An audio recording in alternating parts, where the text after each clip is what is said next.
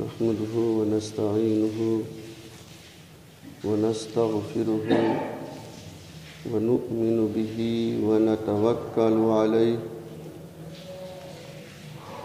ونعوذ بالله من شرور أنفسنا ومن سيئات أعمالنا من يهده الله فلا مضل له ومن يضلله فلا هادي له ونشهد أن لا إله إلا الله وحده لا شريك له ونشهد أن سيدنا ومولانا محمدًا عبده ورسوله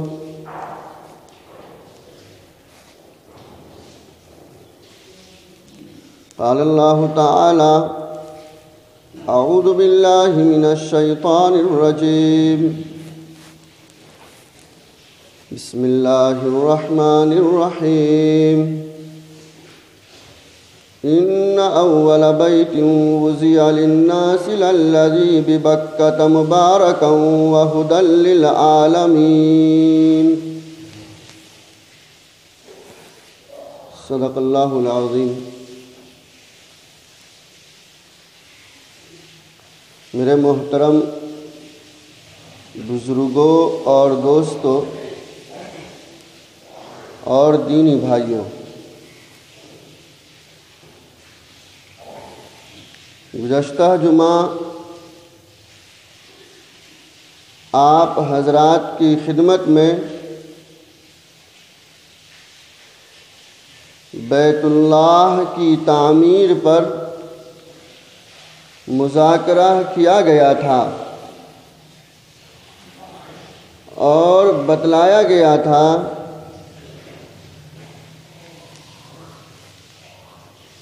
بیت اللہ شریف کی دنیا بننے سے پہلے سے لے کر اب تک کل 11 مرتبہ تعمیر ہوئی ہے۔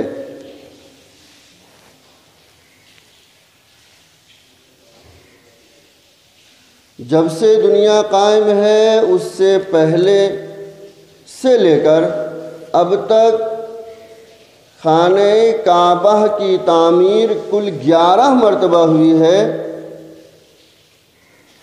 کسی مرتبہ مکمل طور پر ہوئی اور کسی مرتبہ صرف مرمت ہوئی۔ کل 11 مرتبہ اس طرح ہوا ہے۔ بتایا گیا تھا سب سے پہلے حضرات فرشتوں نے کیا تھا خانہ کعبہ کی تعمیر۔ اس کے بعد حضرت آدم علیہ السلام نے تعمیر کی۔ اس کے بعد ان کے بیٹے حضرت شیث علیہ السلام نے تعمیر کی۔ پھر حضرت ابراہیم علیہ السلام نے کی۔ پھر قوم عمالقہ نے کیا۔ پھر قوم جرہم نے کیا۔ پھر قصی ابن کلاب نے کیا۔ پھر قریش مکہ نے کیا۔ پھر عبداللہ ابن زبیر رضی اللہ تعالی عنہ نے کیا۔ پھر حجاج نے، اور سب سے آخر میں سلطان مراد رابع ابن سلطان نے کیا ہے۔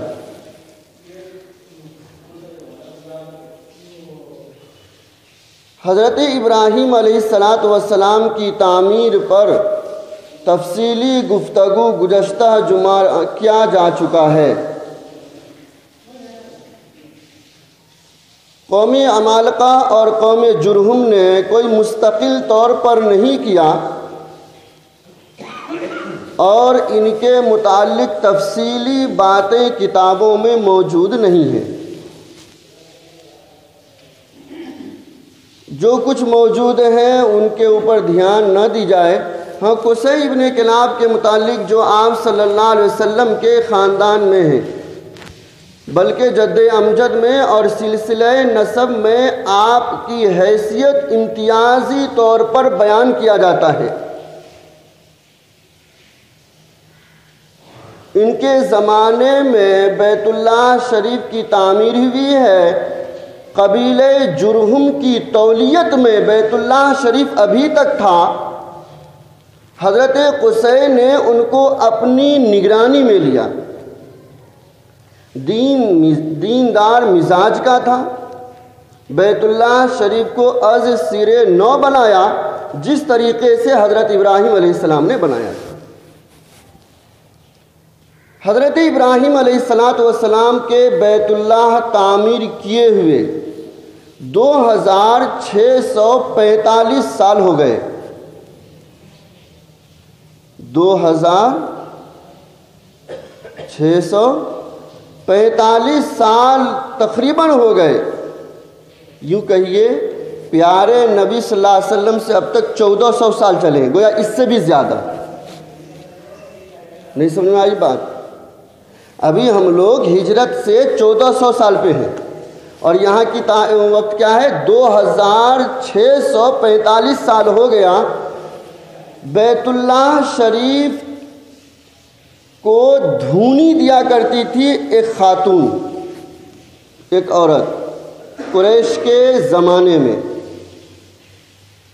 جیسے اونٹ کا دھونی دیتے ہیں لکڑی جلا کر کے، ایسے ہی دیا کرتی تھی۔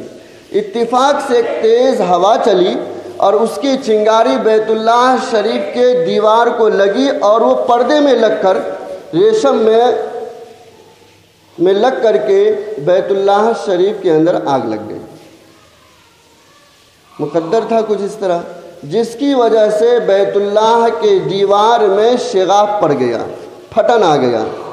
اب قریش مکہ نے مشورہ کیا کہ اب بیت اللہ شریف کو، خانہ کعبہ کو کیا کیا جائے۔ اس وقت آپ صلی اللہ علیہ وسلم کی عمر 25 سال کی ہے، اور بعض کتابوں میں لکھا ہے کہ آپ کی عمر اس وقت 35 سال ہے۔ سرداران قریش مکہ نے یہ بات طے کیا کہ بیت اللہ شریف کو دوبارہ بنایا جائے، کیونکہ دیواروں میں شگاف پڑ چکا ہے۔ اب اس کے لیے مشورہ ہوا۔ بالآخر یہ بات طے ہوئی کہ ہم میں جس کے پاس حلال کمائی ہو وہ جمع کرے۔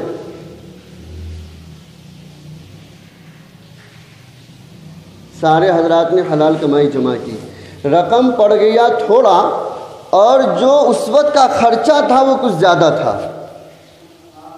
تو ان لوگوں نے مشورہ کر کے بیت اللہ شریف کو چھوٹا کیا اور تقریباً 6 ہاتھ 1 بالشت مقام حجر کے طرف سے اس کو کم کر دیا۔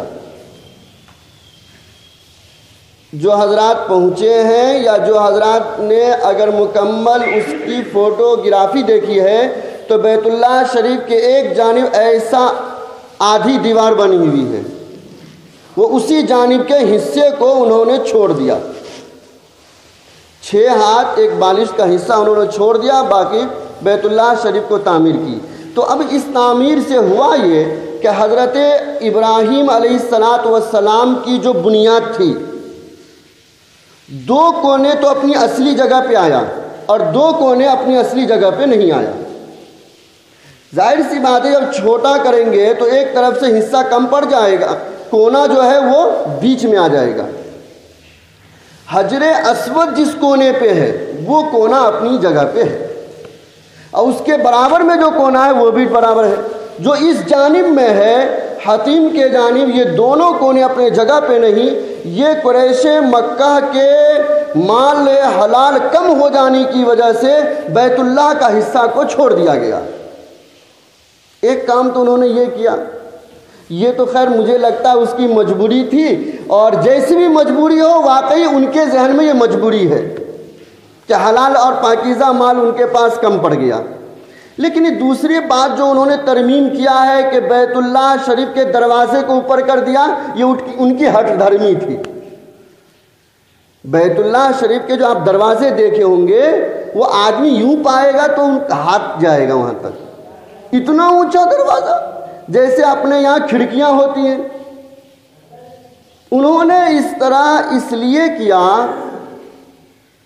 کہ ہم جس کو چاہیں گے اندر جانے دیں گے، نیچے رہے گا نگرانی کرنی پڑے گی، نگرانی میں بھی بعض بار دھکم دھکی میں لوگ جائے گا اندر، اب اوپر میں تو نہیں ہو سکتا، اب تو ہم اوپر میں جس کو چاہیں گے اسی کو اندر جانے دیں گے۔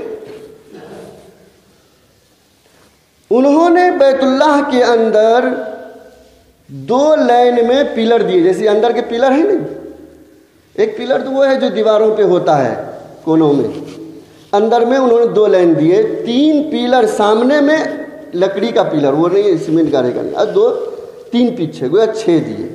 ایک انہوں نے پرنالا بنایا چھت سے پانی گرنے کا، جو ابھی بھی حتیم کے اندر ہے اسی طرح، جس کو میزاب رحمت کہتے ہیں۔ گویا انہوں نے اس طریقے سے بیت اللہ شریف کو بنایا، جس میں انہوں نے کچھ چیزیں اپنی طرف سے بڑھایا، اور حضرت ابراہیم علیہ السلام کی بنیاد جو حقیقت میں حضرت آدم اور فرشتوں کی بنیاد تھی، اس کو انہوں نے چھوڑ دیا۔ بہرکیف آپ کو معلوم ہے کہ جب بیت اللہ شریف کو بنایا جا رہا تھا اور حجر اسود کے جگہ پر آیا تو ان میں ایک بہت ہی سنگین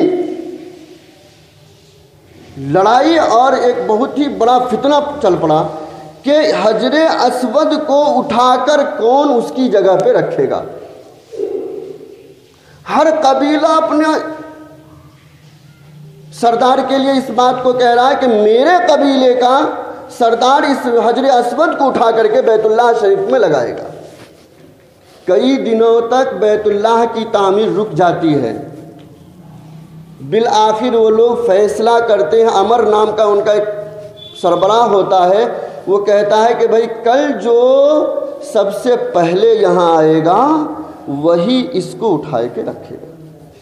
خدا کا کرنا ایسا ہوا کہ پیارے نبی رحمت صلی اللہ علیہ وسلم سب سے پہلے وہاں پہنچتے ہیں۔ ان سارے لوگوں نے کہا کہ یہ امین ہیں، سچے ہیں، ہم ان کے فیصلے پہ راضی ہیں۔ نبی رحمت صلی اللہ علیہ وسلم کو ابھی نبوت نہیں ملی تھی، اگر یہ 35 سال کی عمر کا ہے تو ابھی 5 سال کے بعد نبوت ملے گی، اور اگر یہ واقعہ آپ صلی اللہ علیہ وسلم کے 25ویں سال کا ہے تو ابھی 15 سال آپ کو نبوت ملنے میں باقی ہے۔ آپ صلی اللہ علیہ وسلم نے اس سنگین جھگڑے کا اور اس فتنے کا سد باب اس طرح فرمایا کہ ایک چادر لاؤ، اس میں آپ نے اپنے ہاتھ سے حجر اسود کو رکھا، پھر کہا کہ سارے قوم کے سردار اس چادر کے کونوں کو پکڑ لیں۔ اس طریقے سے یہ سارے لوگ پکڑ کر وہاں لے گئے، پھر آپ صلی اللہ علیہ وسلم نے اپنے ہاتھ سے وہاں پہ حجر اسود کو لگایا۔ نبی رحمت صلی اللہ علیہ وسلم کو جب نبوت ملی اور آپ صلی اللہ علیہ وسلم نے یہ ساری چیزیں اپنے ہوش و حواس میں دیکھ رہے ہیں کہ بیت اللہ شریف کے اندر اس طرح کی ترمیم کر دیا گیا ہے، تو حضرت عائشہ کو اللہ کے نبی نے فرمایا، عائشہ میرا دل یہ چاہتا ہے کہ بیت اللہ شریف کو توڑ کر پھر میں حضرت ابراہیم علیہ السلام کی طرح بنا دوں، جس طریقے سے حضرت ابراہیم علیہ السلام نے بنایا تھا اس طریقے سے بنا دوں۔ لیکن مسئلہ یہ ہے کہ ابھی کچھ لوگ نئے طور پر اسلام میں داخل ہوئے ہیں، ابھی وہ اسلام اور مسلمانوں کو اتنی اچھی طرح نہیں جانتے ہیں۔ اگر میں یہ کام کرنے لگوں گا تو کہے گا دیکھو نعوذ باللہ محمد ہمارے باپ دادا کی تعمیر کو رکھنا پسند نہیں کر رہا ہے، وہ اپنی تعمیر کروا رہا ہے، امت میں فتنہ ہو جائے گا، اس لیے میں اس کام کو چھوڑ رہا ہوں۔ نبی رحمت صلی اللہ علیہ وسلم نے پورے دور میں مشرکین مکہ کے تعمیر پر ہی نماز ادا کی ہے۔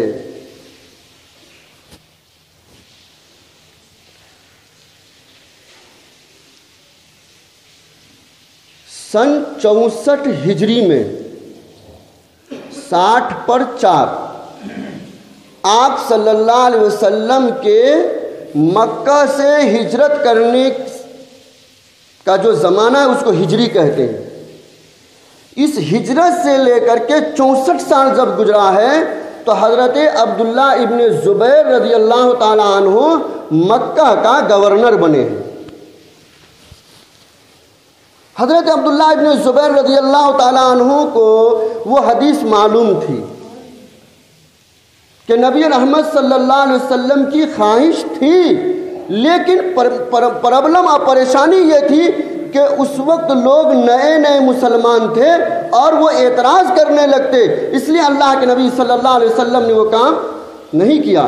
امام بخاری نے بھی اس حدیث کو نقل کیا اپنی کتاب میں. تو عبداللہ ابن زبیر یہ کام کرنا سوچ رہے ہیں، لیکن معلوم ہے آپ کو یہ کام بھی کیسا کام ہے.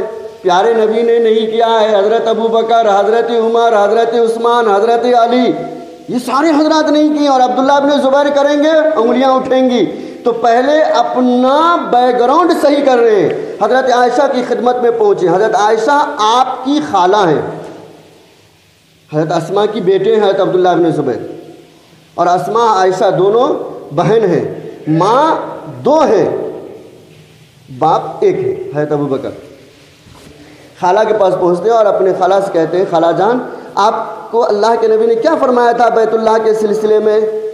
یہ ساری حدیث حضرت عائشہ نے بیان کیا کہ پیارے نبی نے فرمایا میری طبیعت چاہ رہی ہے کہ بیت اللہ شریف کو سرے سے حضرت ابراہیم علیہ السلام کی بنیاد پر بنا دوں، لیکن امت میں فتنہ کا اندیشہ ہے جس کی وجہ سے میں چھوڑ رہا ہوں. حضرت عبداللہ ابن زبیر نے کہا بس. چنانچہ حضرت عبداللہ ابن زبیر رضی اللہ تعالیٰ عنہ نے بیت اللہ شریف کو پھر سے شہید کیا، اور کھودتے کھودتے حضرت ابراہیم علیہ السلام نے جو پتھریں رکھی تھی اس بنیاد تک پہنچ گئے. اس بنیاد سے معلوم ہو گیا کہ بیت اللہ کس طرح بنا ہوا ہے اور کہاں تک بنا ہوا ہے. حضرت عبداللہ ابن زبیر رضی اللہ تعالیٰ عنہ نے بالکل حضرت ابراہیم علیہ السلام کی بنیاد پر بیت اللہ کو اٹھا کے رکھ دیا. اور وہ جو انہوں نے کرا تھا کام ایک دروازے کے اوپر میں، اس دروازے کو زمین کے برابر کر دیا. 11 ہاتھ کی لمبائی کے 2 دروازے حضرت عبداللہ ابن زبیر نے ڈالے، ایک دروازہ جانے کے اور ایک نکلنے کے، جس میں 2 پٹے تھے لگے ہوئے کیوار. آج کل تو ایک آ گیا ہے نا، ارے بھائی ایک دروازہ رہتا ہے نا ایسا لگا دیتے. پہلے آپ دیکھے ہوں گے 2 رہتے تھے، ایک ادھر کا ایک ادھر کا، دونوں کو لگا کے ایسا تالا لگاتے تھے. تو اس میں 2 تھا. حضرت عبداللہ ابن زبیر نے ایک کام یہ کیا، ایک زینہ بھی ڈال دیا. کدھر سے ڈالا؟ ابھی جدھر جگہ چھٹی ہوئی ہے نا اسی کے سائڈ سے. نہ حضرت ابراہیم علیہ السلام نے بیت اللہ جتنا بنایا تھا اتنا تو بنا لیا، اس کے بازو میں ادھر سے ایک سیڑھی اوپر کو دیا. حضرت عبداللہ ابن زبیر رضی اللہ تعالی عنہ نے ایک حد تک وہ کام کیا جو پیارے نبی کی چاہت تھی، اور حضرت ابراہیم علیہ السلام کے بنائے ہوئے بنیاد پر بنایا. صرف 10 سال کا عرصہ گزرا، 10 سال کا. اور آپ کو معلوم ہے حجاج نہایت ہی ظالم تھا. حضرت عبداللہ ابن زبیر سے ان کو شروع ہی سے نہیں بن رہا تھا، انہی سے نہیں بلکہ بہت سارے صحابہ کو انہوں نے شہید کیا ہے. خود عبداللہ ابن زبیر رضی اللہ تعالیٰ عنہ کو حجاج کے حکم سے ان کی لشکر نے شہید کیا ہے، اور مکہ کے اندر کیا ہے، حرم پاک کے اندر کیا ہے. ان کو یہ بات گوارا نہیں ہوئی کہ رہتی دنیا تک عبداللہ ابن زبیر کا نام رہ جائے. ان کو یہ بات گوارا نہیں ہوئی. نہیں سنوایا ایک بات، ناک کی بات آ گئی. اب اس کمبخت نے پھر بیت اللہ شریف کو شہید کر دیا اور مشرکین مکہ کی تعمیر پر بنا دیا. اب اس کو بیان کرنے کی ضرورت نہیں ہے کیسے بنایا، ابھی جیسے آپ دیکھ رہے ہیں نا ویسے ہی بنایا.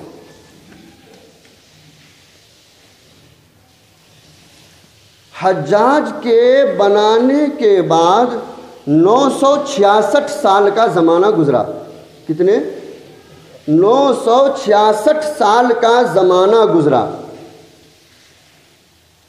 تو مکہ کے اندر ایک سیلاب آیا، اب بہت ہی بڑا سیلاب آیا۔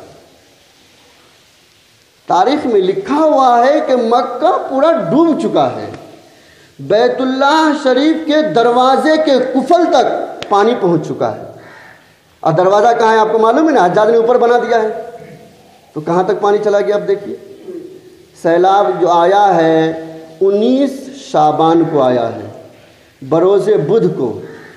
20 شعبان جمعرات کے دن شامی والا جو دیوار ہے وہ گر گیا۔ آپ کو سمجھانے کے لیے میں یوں کہتا ہوں، جدھر ابھی مشرکین مکہ نے کم کیا تھا نا، ادھر ہی والا دیوار، حجر اسود والی ادھر والی دیوار نہیں، ادھر والی دیوار گر گئی۔ تو اب پھر بنانے کی ضرورت پڑ گئی۔ اس وقت بھی مشورہ ہوا، اور حجاج کے اس دنیا سے چلے جانے کے بعد بھی مشورہ ہوا۔ بادشاہوں نے مشورہ کیا کہ کیا پھر بیت اللہ کو توڑ کر کے ویسے ہی بنا دیا جائے جیسے پیارے نبی کی خواہش تھی۔ لیکن اس وقت امام مالک وغیرہ تھے اور بعد میں دوسرے علماء کرام تھے، کہا کہ اس طرح تم کو اجازت دیتے رہیں گے، ہر بادشاہ اپنے نام کے لیے ایک نئی عمارت کھڑی کرتا رہے گا، اور اس طریقے سے بیت اللہ کی اہمیت دل سے نکل جائے گی۔ اس لیے اب جب بھی بیت اللہ بنے گا تو جس طرح پیارے نبی کے زمانے میں تھا اسی طرح بنے گا۔ چنانچہ اس سلطان مراد رابع ابن سلطان نے جب بیت اللہ شریف کو بنایا ہے تو اسی طرح بنا دیا جس طریقے سے مشرکین مکہ کے دور میں بنا ہوا تھا۔ تو اس وقت ہم آ گئے ہیں بیت اللہ شریف کے 11ویں دور پر۔ 11ویں مرتبہ جس شخص نے بیت اللہ شریف کو تعمیر کیا ہے وہ سلطان مراد رابع ابن سلطان ہے، اور اسی کی تعمیر کو ابھی ہم دیکھ رہے ہیں۔ اس کے بعد پھر بیت اللہ کو کوئی خراش نہیں آیا ہے، اور وہی عمارت اب تک ہے۔ تقریباً 4 یا 450 سال کا وقفہ گزر چکا ہے۔ تو حضرت ابراہیم علیہ السلام اور قریش کے درمیان 2645 سال کا وقفہ پڑتا ہے۔ کچھ یاد کر لیجئے، روزانہ پڑھتے ہیں اس کے طرف منہ کر کو نماز، اس لیے بتایا جاتا ہے کہ کچھ پڑھ لیں۔ ایک آدمی نے مجھے یہ کہا کہ بیت اللہ شریف کو اللہ نے آ کے بنایا تھا، ایسا ہے، اور عوام میں تو یہاں تک بات ہے اللہ وہیں رہتا ہے، اللہ وہیں رہتا ہے۔ ایسی باتیں سب میرے بھائی، یہ تاریخ کی باتیں ہیں جن کو اپنے علم میں رکھنا چاہیے۔ نماز پڑھے جا رہے ہیں، کچھ پتہ ہی نہیں۔ 2645 سال کا وقفہ ہے بیچ میں حضرت ابراہیم علیہ السلام اور حضرات قریش کے تعمیر کے درمیان، اور قریش اور حضرت عبداللہ ابن زبیر رضی اللہ تعالیٰ عنہ کے تعمیر کے درمیان 63 سال یا 64 سال کا فاصلہ ہے۔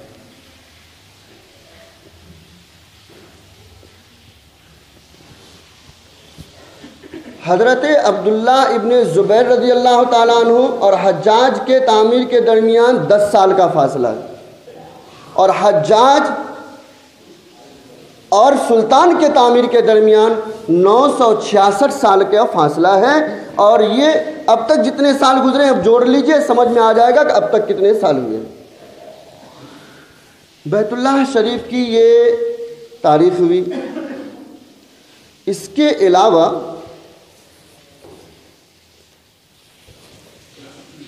بیت اللہ شریف اور مکہ کے اندر بہت سارے ایسے مقامات ہیں جن مقامات کو اپنی جگہ پر بہت ہی بڑی فضیلت حاصل ہے، بہت ہی بڑی فضیلت حاصل ہے۔ ان مقامات کو اگر میں تفصیل سے ذکر کرنے لگوں تو وقت بھی نہیں بچے گا، اور آپ ان کو سننے کی بھی طاقت نہیں رکھتے۔ بس ہوا ایک مولوی صاحب، حرم پاک کے اندر خود ایک زمزم کا کنواں ہے، ابھی آپ کو دیکھنے کو نہیں ملے گا، اب کیسے سمجھاؤں آپ کو؟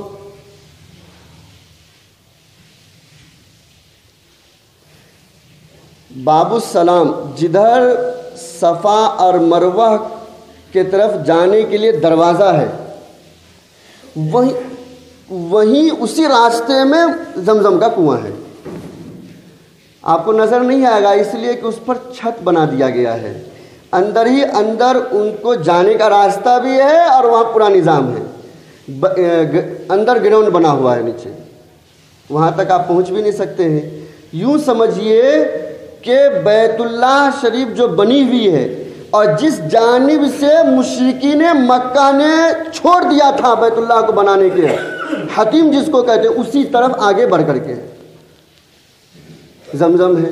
پھر بیت اللہ شریف کے اندر ہی بہت ساری چیزیں، ایک حجر اسود ہے جو جس کے متعلق پیارے نبی صلی اللہ علیہ وسلم کی حدیث ہے کہ یہ جنت کا پتھر ہے اور جنت میں یہ اٹھا لیا جائے گا۔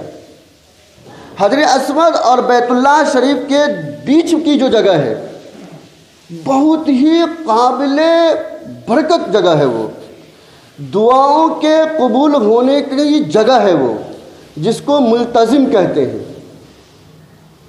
حجر اسود آپ دیکھ لیجیے گا فوٹو، حجر اسود، اور وہیں پہ آپ کو 4-3 ہاتھ کے فاصلے میں کچھ دروازہ دکھے گا آپ کو اوپر میں، اس بیچ کی جو جگہ ہے یہ ملتزم ہے۔ ویسے آپ کو جگہ تو ملے گی نہیں جانے کی، جو حضرات جاتے ہیں ان کو بھی معلوم ہے، اور اگر کبھی جائیں گے تو اتنی بھیڑ رہتی ہے اپنی ہڈیوں کو توڑ لیں گے آپ۔ وہ ایک ملتزم جگہ ہے، اس کے بارے میں بھی نبی رحمت صلی اللہ علیہ وسلم کا ارشاد ہے کہ یہ بہت ہی قابل بابرکت جگہ ہے، بندہ اس کو جگہ پہ جو دعا کرتا ہے پروردگار اس کی دعا کو قبول کرتا ہے۔ انہی قابل بابرکت جگہوں میں سے ایک جگہ دروازے کی چوکھٹ بھی ہے جس کو پکڑ کر دعائیں کی جاتی ہے۔ ایک جگہ مقام ابراہیم ہے، گزشتہ جمعہ میں نے کہا تھا اس سلسلے میں۔ شروع میں مقام ابراہیم بیت اللہ شریف جس طرح حجر اسود لگی ہوئی ہے نا، اسی طرح بازو میں لگی ہوئی رہتی تھی یہ پتھر۔ ابھی آپ کو بیت اللہ شریف کے جو فوٹو دیکھیں گے اس کے سامنے میں ایک سونے کی کلر میں ایک پنجرا دکھیں گے آپ، پنجرا جیسے کہ طوطا وغیرہ کا ہوتا ہے۔ شروع میں وہ لکڑی کا تھا، بعد میں ابھی شاہ فہد نے اس کو اس طرح بنایا ہے۔ اسی پنجرے کے اندر وہ مقام ابراہیم کو رکھا گیا ہے۔ مقام ابراہیم بھی وہ جگہ ہے، تھوڑی سی بتا دیتا ہوں تاریخ۔ حضرت عمر رضی اللہ تعالیٰ عنہ نے نبی رحمت صلی اللہ علیہ وسلم کو فرمایا، پیارے نبی آپ حکم دے دیں کہ مقام ابراہیم پر نماز پڑھی جائے۔ سنا گئی بات؟ آپ حکم فرما دیں کہ مقام ابراہیم پر نماز پڑھی جائے، قابل بابرکت جگہ ہے، بغیر آپ کے حکم کے کوئی امر چل نہیں سکتا اور کوئی حکم نہیں ہو سکتا ہے۔ لیکن حکم بھی حکم کیسا؟ قرآن نے خود کہتا ہے وَمَا يَنْطِقُ عَنِ الْهَوَىٰ، یہ اپنی طرف سے بھی نہیں بول سکتے ہیں، یہ اپنی جانب سے بھی نہیں بول سکتے ہیں۔ ان هُوَ إِلَّا وَحْيٌ يُوحَىٰ، جب تک خدا کا آرڈر نہ آ جائے، پروردگار کا حکم نہ آ جائے، اس وقت تک آپ صلی اللہ علیہ وسلم بھی اپنی زبان کو اٹھا نہیں سکتے۔ حضرت عمر کی بات اگرچہ اچھی تھی لیکن پیارے نبی صلی اللہ علیہ وسلم خاموش رہے اور آپ نے حکم نہیں دیا۔ قرآن کریم کی یہ آیت اتری باضابطہ وَاتَّخِذُوا مِن مَّقَامِ إِبْرَاهِيمَ مُصَلًّى،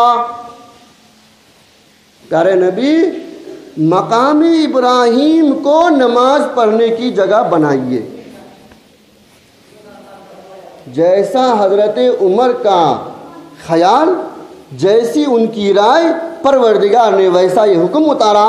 چنانچہ اب طواف کرنے کے بعد مقام ابراہیم پر 2 رکعت نماز پڑھی جاتی ہے۔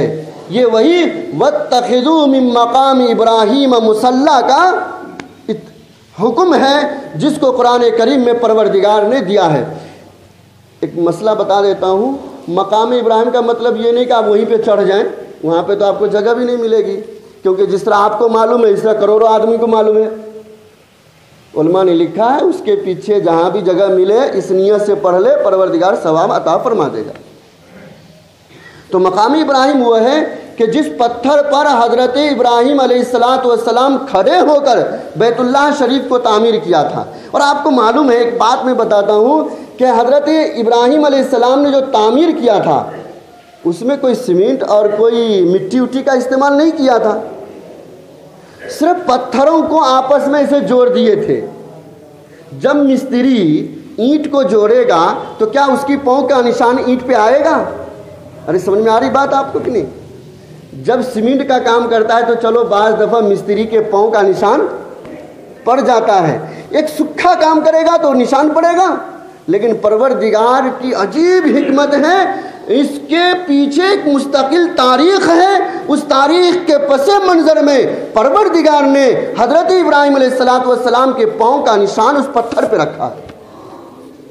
ورنہ آپ غور کریں گے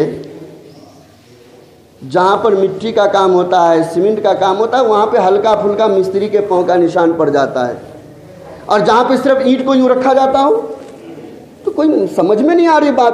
لیکن یہ خدا کی قدرت ہے، خدا نے تو پتھر سے بھی اونٹ کو نکال کے دکھایا ہے، پتھروں سے بھی اونٹ کو اور گابھن اونٹ کو نکال کے بتایا۔ وہ اگر حضرت ابراہیم علیہ السلام کے پاؤں کا نقشہ بنا دے تو اس میں کیا بعید کی بات ہے۔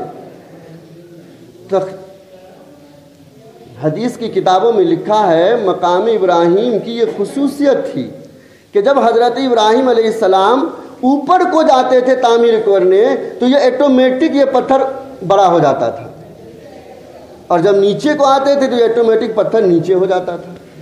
خیر یہ مقام ابراہیم ہے، جس کو مقام ابراہیم کی بہت بڑی فضیلت ہے، وہاں پر بھی دعائیں قبول ہوتی ہے۔ جو جگہ بیت اللہ شریف میں تھی اور قریش نے اس کو بیت اللہ سے نکال دیا، جس کو حتیم کہتے ہیں، وہ جگہ بھی قبولیت دعا کا مقام ہے۔ آپ اندر تو نہیں جا سکتے بیت اللہ میں، لیکن اس کے اندر آپ جا سکتے ہیں۔ سمجھا گئی بات بھائی؟ بیت اللہ جو بنی ہوئی ہے اس وقت، اور اندر آپ نہیں جا سکتے وہاں پہ، لیکن یہ حتیم کے اندر جو حقیقت میں بیت اللہ ہی ہے، وہاں پر آپ جا سکتے ہیں، موقع ملتا ہے، وہاں پر دعائیں کی جاتی ہے، پروردگار دعاؤں کو قبول فرماتا ہے۔ جانے کے اوقات بھی متعین ہے جن کو معلوم ہو جاتا ہے۔ اس کے علاوہ رکن یمانی ایک ہے۔ بیت اللہ کے اس وقت کتنے کونے ہو جائیں گے؟ 4 کونے ہوں گے نا بھائی؟ کتنے کونے ہوں گے؟ تو 2 کونے تو اپنی جگہ پہ نہیں ہیں، اتنی بات تو سمجھ آ گئی نا؟ ارے بھائی بیت اللہ کے 2 کونے اپنی جگہ پہ نہیں ہیں، کیونکہ وہ اور آگے جانا، مشرکین مکہ نے بیت اللہ کو چھوٹا کیا ہے، تو 2 جو کونے ہیں وہ اپنی جگہ پہ نہیں ہیں، وہ یہ ہے رکن عراقی اور رکن شامی۔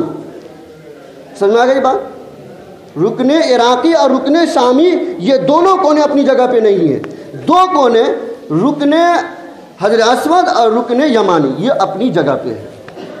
ان دونوں کونوں کی بھی فضیلت ہے، چنانچہ بعض حدیثوں میں جس طریقے سے حجر اسود کا استعلام ہے، اسی طریقے سے رکن یمانی کا بھی استعلام کا حکم دیا گیا ہے۔ اس کے علاوہ بھائی پورا مکہ ہی خیر و برکت والا ہے، پورا مکہ ہی خیر و برکت والا ہے۔ آپ جہاں بھی اس شہر میں جائیں گے واقعی پوری دنیا کے جگہوں سے وہ قابل بابرکت ہے، بہت ہی عظیم الشان ہے۔ اور بھی بہت ساری جگہ ہیں جس کو ہم چھوڑ دے رہے ہیں، بس جو حضرات جا رہے ہیں وہ بھی دعا فرمائیں گے، اور جو نہیں جا رہے ہیں وہ بھی ارادہ کریں کہ انشاءاللہ ان مقامات کو اپنی نگاہوں سے دیکھیں گے۔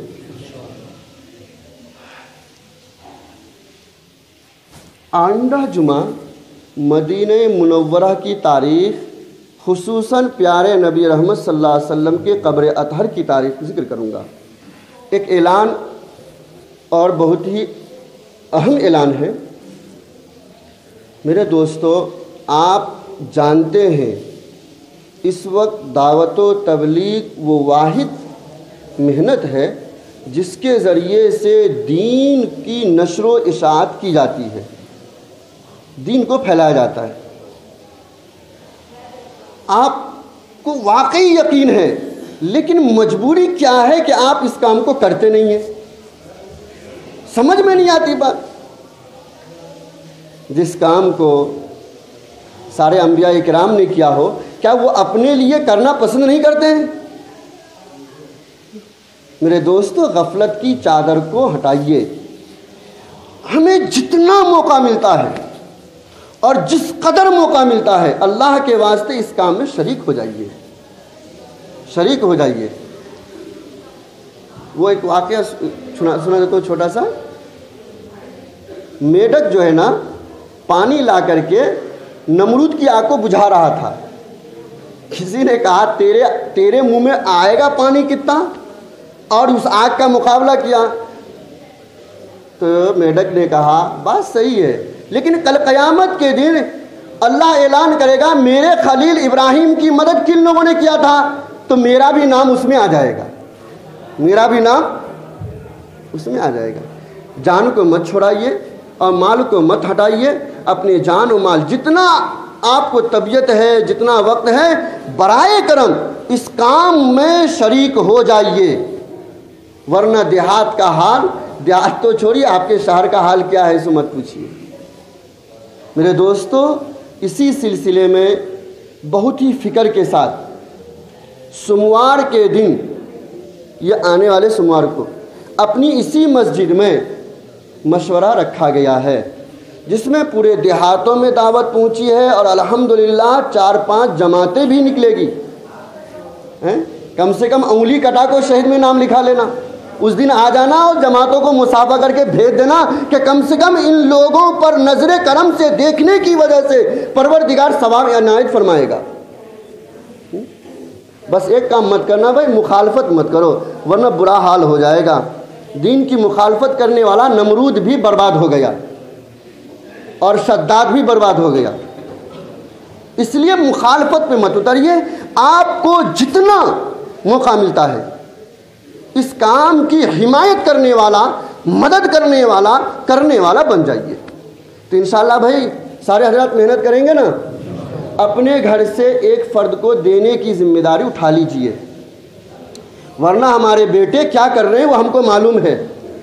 رات کے 12 بجے تک نیٹ پر کیا کر رہا ہے اور اسکرین ٹچ موبائل کو لے کر کیا کر رہا ہے، اس کو آپ بھی جان رہے ہیں، لیکن آپ اتنے کمزور بن چکے ہیں کہ اپنے لاڈلے کو بول بھی نہیں سکتے۔